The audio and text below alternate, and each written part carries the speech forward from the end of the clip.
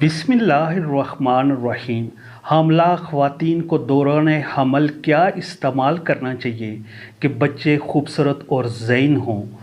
ज़ैन व फ़तीन औलाद की ख्वाहिश किसे नहीं होती, और इससे अच्छी बात क्या हो सकती है कि महज़ खुराक के दानिशमंदाना इंतखाब से ही ये नेमत हासिल हो जाए।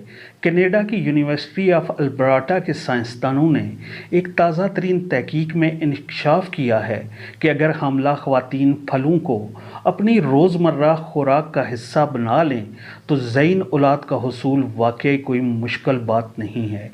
मेल ऑनलाइन की रिपोर्ट के मुताबिक साइंसदानों का कहना है कि जो ख़वातीन हमल के दौरान बाकायदगी से फलों का इस्तेमाल करती हैं, इनके बच्चों में दिमागी सलाहियत दीगर ख़वातीन के बच्चों की निस्बत कहीं ज़्यादा होती है, और फलों का इस्तेमाल जितना ज़्यादा किया जाए बच्चे की दिमागी सेहत के लिए फ़ायदे इतने ही ज़्यादा होते हैं।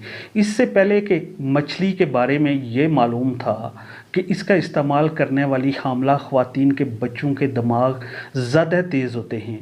इसकी वजह मछली में पाया जाने वाला ओमेगा 3 फैटी एसिड है, जो दिमाग में असबी रवाबत की तख्लीक में अहम किरदार अदा करता है।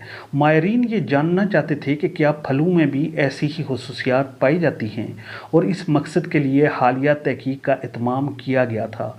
साइंसी जरीदे ई बायो मेडिसिन में शाया होने वाली इस अहम तहकीक के मुताबिक वॉल स्ट्रीट जर्नल से बात करते हुए यूनिवर्सिटी ऑफ अल्बर्टा के साइंसदान डॉक्टर मैन डेन का कहना था कि तहकीक के दौरान बच्चे की दिमागी सलाहियत पर मुख्तलिफ़ किस्म के ग़िज़ाओं के असरात का मताला किया गया, और बार बार के तज्ज़िये में यह साबित हुआ कि बच्चे की ज़ानत पर फलों के असरात दीगर ग़िज़ाओं से कहीं ज़्यादा थे। इस तहकीक में ये दिलचस्प इंकशाफ भी हुआ कि बच्चों की ज़हनी सलाहियत में इजाफ़ा हामला माओं की ग़िज़ा में है।